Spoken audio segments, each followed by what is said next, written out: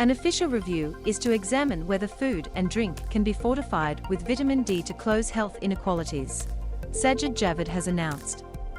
Officials said that the study was being launched following evidence that around 1 in 6 adults in the UK has low levels of vitamin D, a deficiency that can lead to conditions such as rickets, disabilities, and bone pain. The greater use of supplements will also be examined, with Javid calling on experts and patient groups to come forward with evidence. Almost 20% of children in the UK have vitamin D levels lower than government recommendations. Health officials said that older people, the housebound and people from Black and South Asian communities are also more likely to have lower levels.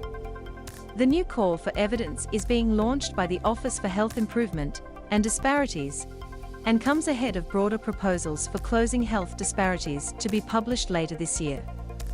Official advice states that all adults and children should consider taking a daily 10 micrograms supplement of vitamin D in the darker months between October and March. Other at-risk groups are advised to consider taking a supplement throughout the year. We must break the link between background and prospects for a healthy life.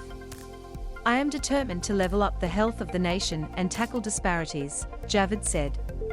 People from Black and Asian communities, older people and people who have limited access to the outdoors are more likely to have lower levels of vitamin D, which is essential for bone and muscle health and improving years of life lived in good health.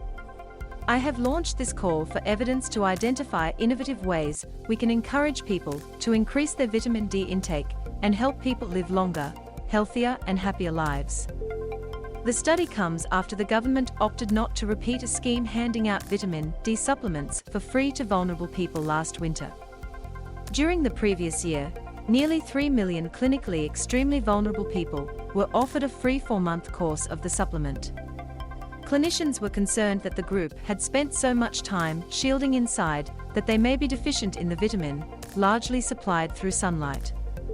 Some groups and MPs have suggested that vitamin D could play a role in combating COVID, as it may play a role in immune response. However, the evidence has been mixed. One assessment of recent trials suggested that there was no clear, consistent benefit to the supplement in terms of battling upper respiratory infections. Another looking at healthcare workers suggested it may reduce infection and morbidity.